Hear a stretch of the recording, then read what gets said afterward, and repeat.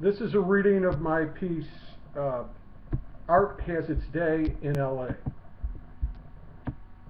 Art has its day in L.A. Paul and I had an art-filled day in Los Angeles a few weeks ago. We saw the Turner exhibit at the Getty Museum, and we saw Robert Altman's masterpiece movie from the mid-1970s, Nashville, at the Arrow Revival House in Santa Monica. LA is a city of grandiose attentions betrayed. It sprawls in unfinished disrepair. If a hoarder's house became an urban landscape, it would be Los Angeles. One seedy building of pastor-imagined grandeur after another passed by us as we drove the crowded, impatient, and uncivil streets and boulevards. Every edifice screamed, "I can make a buck here, I can make a buck here." LA is a drunk who believes he is sober. Its attempts at dignity are pathetic and comical. I really like it. Oh, the humanity. And then there is the Getty. We park our hulking rent-a-car, a mid-size SUV. The $15 for parking is all that we need to spend for our entire time at the museum. This one's on J. Paul Getty.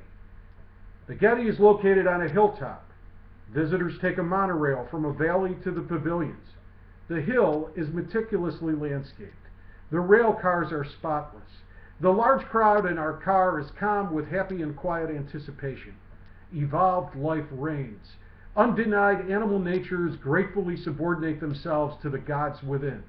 Not one shallow or restless breath is exhaled. The air and all minds present are clear. A community rises above its avarice and fear. The possible happens, a first moment of sobriety.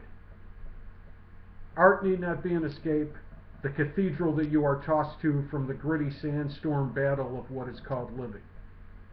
But it is just that, because we make it that way. We are all Angelenos. Philanthropy is civic-minded charity that bequeaths us momentary glimpses of our birthrights.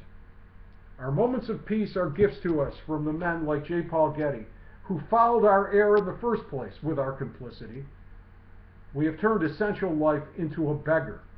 Education, healthcare, art, culture, all have a pledge drive.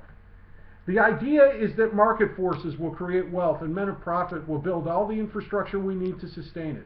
Our human needs will be met indirectly once we attain our desire for profit. But many stretches of Los Angeles look as worn out and deteriorated as streets of the newly liberated republics of the former communist bloc countries of Eastern Europe in the late 1980s. Turner and Nashville know that the denial of life is motivated by something less obvious and simplistic than political and economic ideology. Ideologies are sideshow distractions from the essential nature of us all, useful tools in our continuing effort to avoid real thought. We arrive at the top. Turner on loan from the Tate in London shows us how to be more effectively human. We have so much potential. Turner defies classification. Turner makes no accommodation for our acceptance or rejection. His paintings show a world with few boundaries, where one thing, a man, a whale, a mast of a ship, it doesn't really matter. One thing at a time stands out in defined relief. The voice on the iPod guide provided by the museum quotes Henry David Thoreau. It doesn't matter what you look at. What matters is what you see. Our world is as wise and clear and kind and good as we want to make it. Our only limitation is the depth of our perception.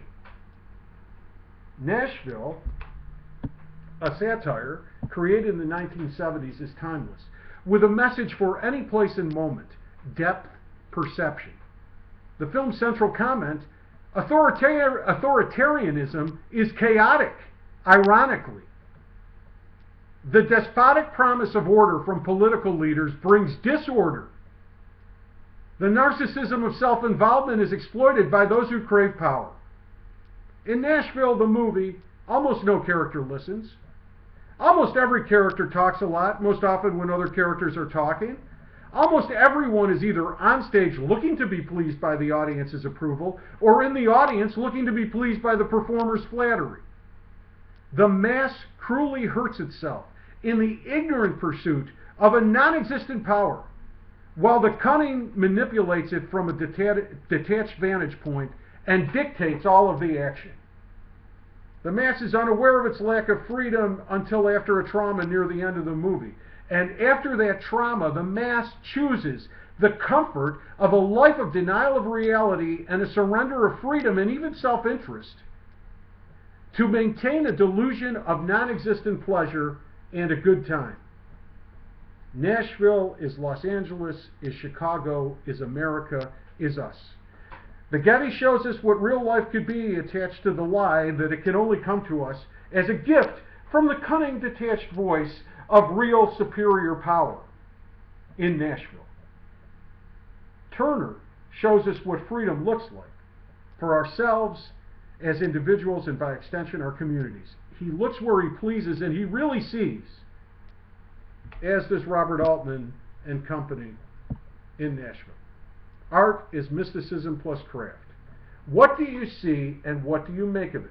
A painting, a movie, a monorail, a city, a world?